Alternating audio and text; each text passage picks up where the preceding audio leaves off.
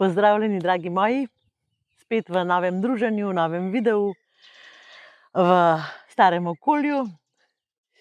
Danes bom snemala nekaj o partnerstvu. Že dolgo časa nisem nič posnela in mislim, da je čas, da se dotaknem spet malo teh občutkov vsakdanjosti, odtujenosti, brezvoljnosti, ki se pojavlja v partnerskih odnosih in ki se pojavlja kar pogosto. Vsi vemo, da se pojavlja zaradi tega, ker pač zaradi malih konfliktov, malih nestrinjanj, malih zamolčanih stvari, pač mi počasi gremo v odnosu takole.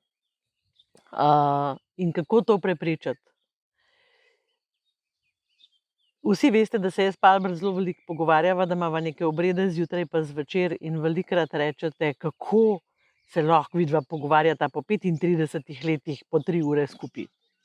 Glejte, lahko bi se pogovarjala tudi več. Zaradi tega, ker sva se naučila pogovarjati. Kaj se zgodi, da mi v partnerskem odnosu utihnemo, da ne delimo več s partnerjem stvari, ki jih razmišljamo, da ne delimo več s partnerjem svojih težkih občutkov, svojih stisk, svojih strahov?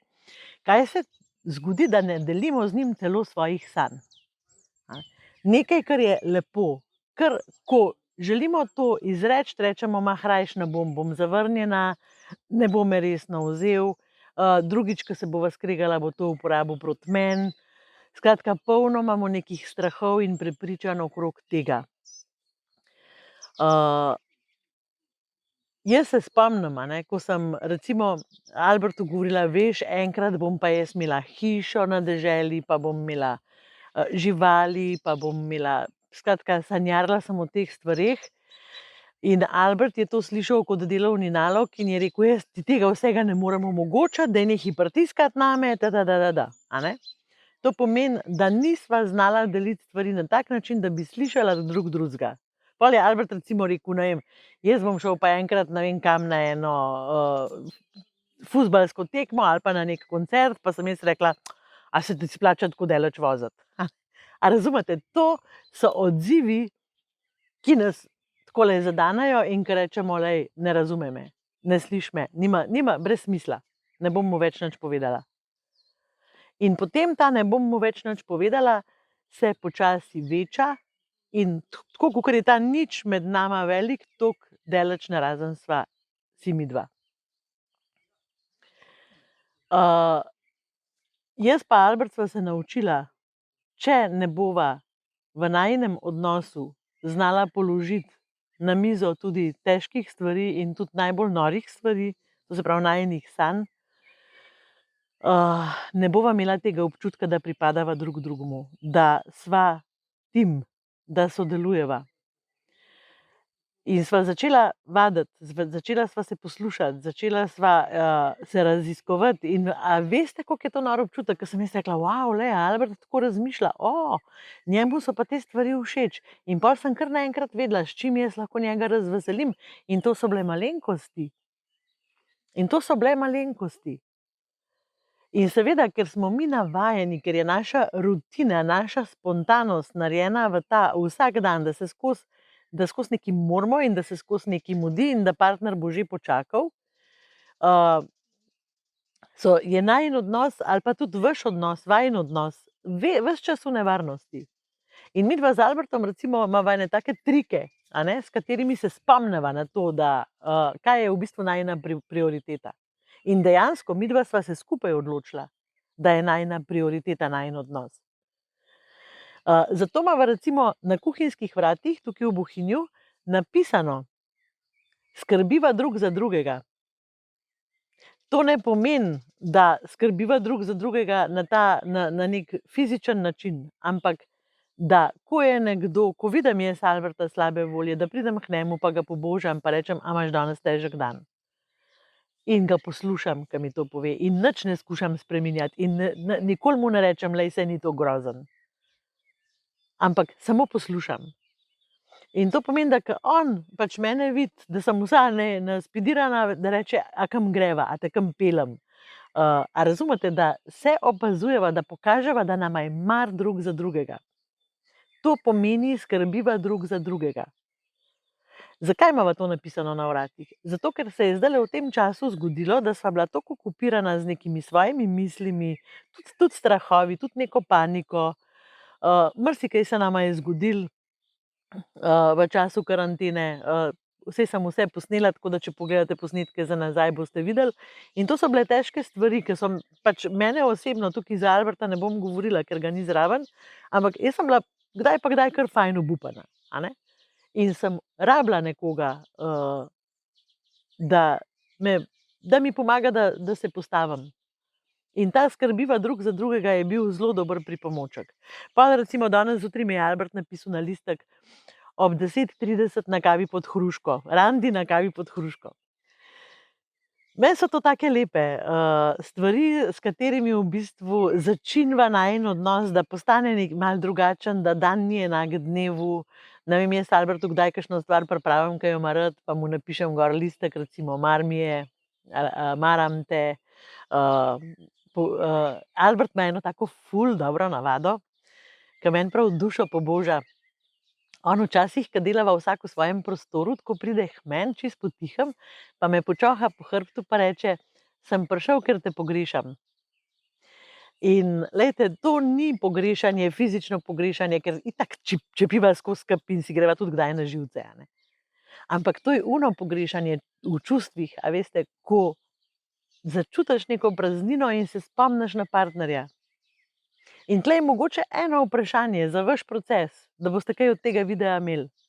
Kaj vi naredite, ko se spomnite na partnerja?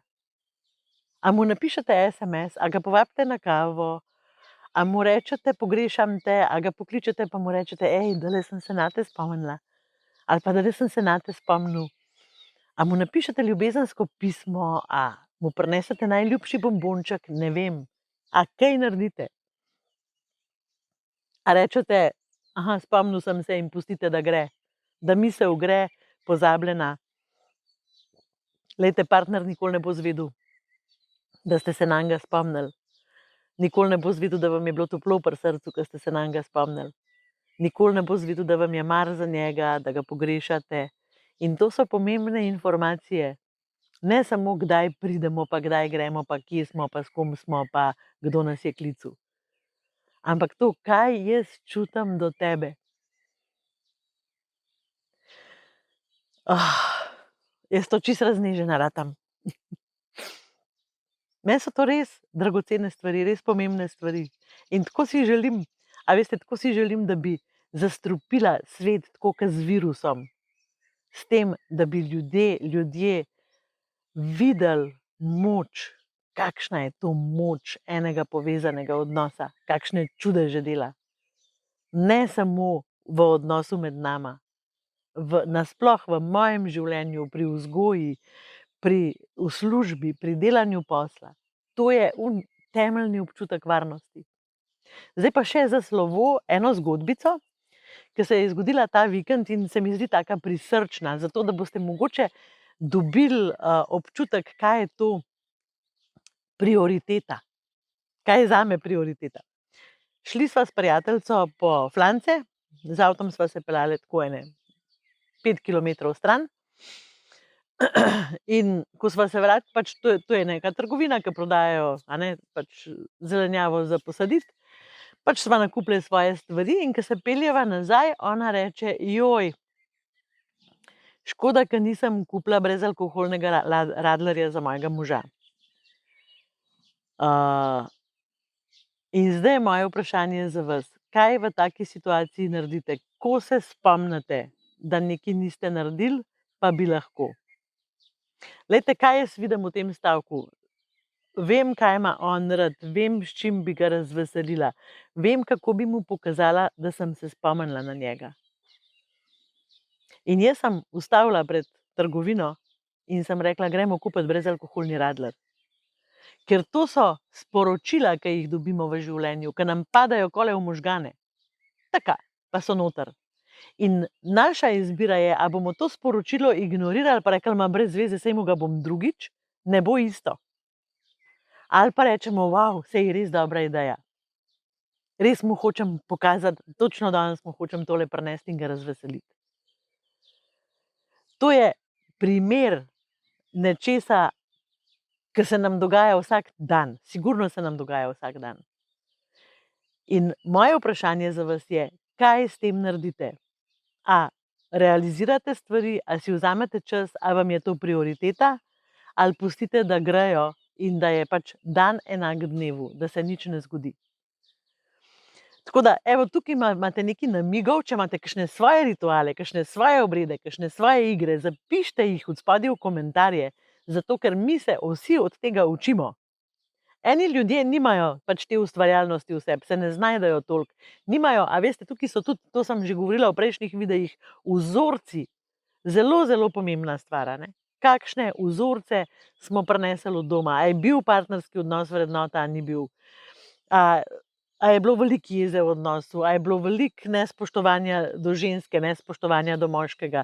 To so zelo globoke teme. Ampak mogoče s kakšnim majhnim, s kakšno malo spremembo, majhnim vzgibom, lahko naredite čudež. Tako da je vredno poskusiti. In zapišite vsi te svoje čudeže v komentarje, da bomo imeli velik nabor teh možnosti, da delamo čudeže. Tako da, hvala, ker komentirate, ker delite moje videe, ker ste tukaj z mano, ker me podpirate in se vidimo zelo kmalu. Čau, čau!